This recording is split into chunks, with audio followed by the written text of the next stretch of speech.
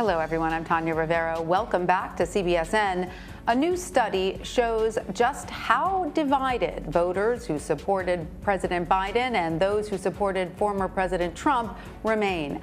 But it also finds a number of key agreements on policy. Polling from the University of Virginia Center for Politics and Project Homefire asked Americans about the current infrastructure and social programs legislation in Congress.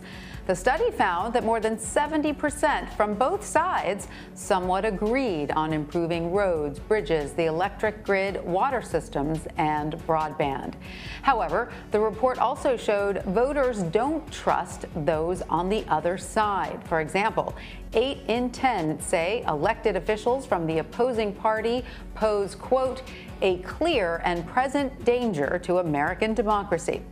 To discuss this study, I want to bring in Kyle Kondik. He is the managing editor of Sabato's Crystal Ball at the University of Virginia Center for Politics. Kyle, welcome. Great to see you. So it may seem obvious that voters who supported President Biden and voters who supported former President Trump will have significant disagreements and harbor distrust of one another. So why was it important to conduct this study?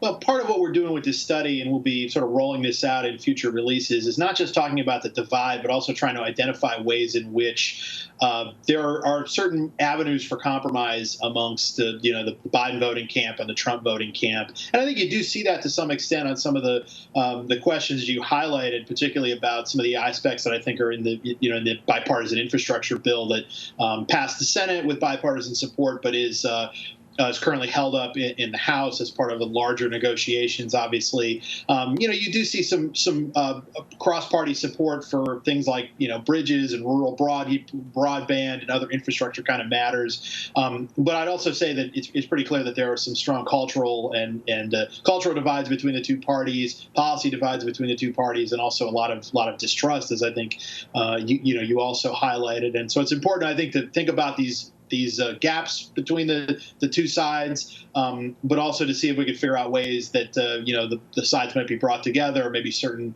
camps in each side can be brought together. So let's dive into that a little more deeply and look at the two big bills in Congress right now. As you mentioned, there's broad bipartisan support for items in the infrastructure package. But then there's this growing divide when it comes to the social program items and taxing the rich to pay for it. Why do you think that is? Well, look, I mean, the two parties and the voters that make up the two parties, they're very much divided on the role of government in people's lives. Democrats are much likelier to support kind of stronger intervention in people's lives. Republicans don't want as much intervention. And we see that across all sorts of different issues. I think we're seeing it in a lot of ways with sort of reaction to how to deal with the coronavirus, which is still a problem. And, Democrats and Biden voters likelier to support certain restrictions, Republicans being more laissez-faire about it. And again, that sort of fits within the kind of the profile of the two parties. And again, it's in the bipartisan infrastructure package, support for bridges and other infrastructure projects. Those are things that I think are easy for people on both sides to support, particularly if you don't frame it in such a way as, hey, how do we actually pay for all of this? But once you start getting into those questions about taxing the rich, about free community college, these sorts of things, that's where you really start to see this divide between voters from both camps. Right. I wanted to ask you about specifically a couple of those points, because free community college and legislation supporting unions received the lowest support among voters who identified as having supported former President Trump. Why do you think those specific items are unpopular to that group? Again, I think it fits into the sort of basic differences between the two parties. I think that Republicans just don't want to they don't want to be spending what they see as taxpayer money on tuition for community colleges. And as for the gap on unions, even though I think that Republican support has become more kind of working class oriented in recent years, particularly with the ascension to Donald Trump as the leader of the party over the past several years, the Democrats have been firmly tied to labor for a really long time, and the Republicans have been much more skeptical of labor unions, and that you sort of see that reflected in how the Biden voters and the Trump voters respond to these questions. It's interesting because you do make the point that sort of labor or the labor class, shall we say, has, some in recent years perhaps moved a little bit more towards former President Donald Trump, but yet going with their support has not also included, continuing support of unions, of which many of these voters are members. Yeah, and there's a long-standing sort of divide in labor, in that sometimes the leadership of certain labor unions is closer to the Democratic Party than the rank and file is, and you could see that particularly in a lot of places that used to have kind of a vibrant industrial sector across the Midwest and the Northeast, for instance. Some places that used to be really Democratic that now have become more competitive or have even become Republican over time. That the rank and file just doesn't necessarily agree with the leadership on supporting the Democratic Party anymore. And again, that's a problem, I think, for Democrats and for labor that precedes Donald Trump. But I think that Trump's ascension to lead the Republican Party has only exacerbated that trend.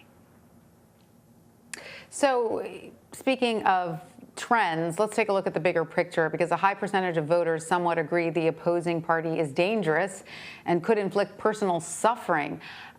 Is that a trend that we see increasing? And how did we get there? Because that part of the study, to me, almost seems the most alarming.